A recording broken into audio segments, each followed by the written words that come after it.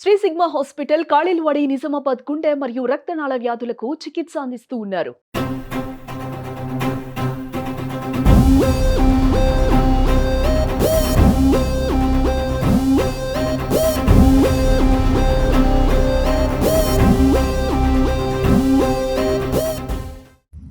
ఆర్మూర్ పట్టణంలో డాక్టర్ బాబాసాహెబ్ అంబేద్కర్ విగ్రహం దగ్గర 1818 జనవరి 1వ తారీఖున దాదాపు 208 సంవత్సరాల క్రితం జరిగినటువంటి భీమా కోరేగావ్ యుద్ధానికి సంబంధించి అందులో అమరులైనటువంటి 23 మంది మహర్ రెజిమెంట్ యోధులను స్మరించుకుంటూ వారి పోరాట వారసత్వాన్ని కొనసాగిస్తామని చెప్పేసి ఇలా ఆర్మూర్ పట్టణంలో ఉన్న అన్ని దళిత సంఘాలు, బుద్ధిస్టు సంఘాలు, ప్రజా సంఘాల ఆధ్వర్యంలో ఘనంగా నివాళులర్పించడం జరిగింది.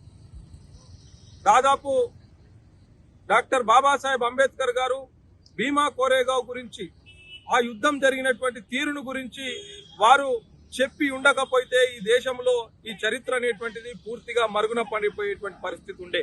ఈ దేశంలో యుద్ధాలు అనేటువంటివి ప్రధానంగా ఆధిపత్యం కోసము, అధికారం కోసము ఒక దేశం మరొక దేశంపై, ఒక రాజ్యం మరొక రాజ్యం పైన దండెత్తుతున్నటువంటి సందర్భం లోపల మాకు సమానత్వం కావాలని చెప్పేసి, మాకు అణచివేతకు వ్యతిరేకంగా, బానిసత్వానికి వ్యతిరేకంగా మేము మనుషులమే, మాకు సమన్యాయం చేయాలని చెప్పేసి, మాకు హక్కులు కల్పించడం చెప్పేసి చరిత్రలో జరిగినటువంటి యుద్ధం ఏదైనా ఉన్నది అంటే అది భీమా కోరేగావ్ యుద్ధం మాత్రమే. ఆ యుద్ధం ద్వారా ప్రధానంగా ఈ దేశంలో ఉన్నటువంటి అణగారిన ప్రజలకు చదువుకునేటువంటి పరిస్థితి వచ్చింది. అందుకే డాక్టర్ బాబాసాహెబ్ అంబేద్కర్ గారు ప్రతి సంవత్సరం కూడా ఈ భీమా కోరేగావ్కి వెళ్లి అక్కడ మరణించినటువంటి, ఆ యుద్ధంలో అసువులు బాసినటువంటి వీరులకు సెల్యూట్ చేసి ఈ దేశంలో అణగారిన కులాలకు హక్కులు ప్రసాదించడం జరిగింది. కాబట్టి ఈ యొక్క పోరాటాన్ని భావి తరాలకు తెలియజెప్పేందుకు మొత్తంగా కూడా పెద్ద ఎత్తున కార్యక్రమాలు చేస్తామని చెప్పేసి తెలియజేస్తూ ముగిస్తా ఉన్నా. జై భీమ్, జై భారత్. భీమా కోరేగావ్ అమరవీరులకు దళిత సంఘాల ఆధ్వర్యంలో ఘనంగా నివాళులర్పించడం జరిగింది. ఈ సందర్భంగా మేము దళిత నాయకత్వానికి, దళిత సోదరులకు అందరికీ ఒక విజ్ఞప్తి చేయదలుచుతా ఉన్నాం.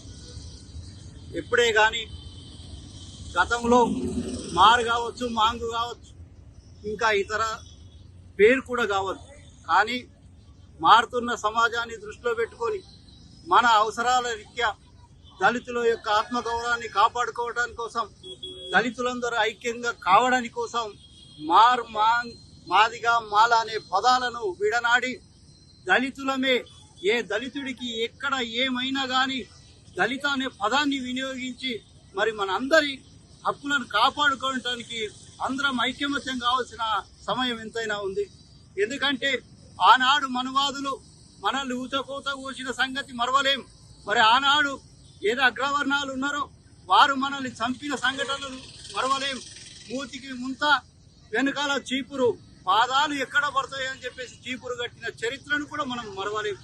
అది మరి దాన్ని గ్రహించినటువంటి అంబేద్కర్ గారు దళితులందరినీ సమీకృతం చేసి, ఐక్యమత్యం చేసి, మరి రాజకీయ పోరాటంగా, ఆత్మగౌరవ పోరాటంగా ఆయన ఎనలేని కృషిని మనం ఇంకా మరవద్దు.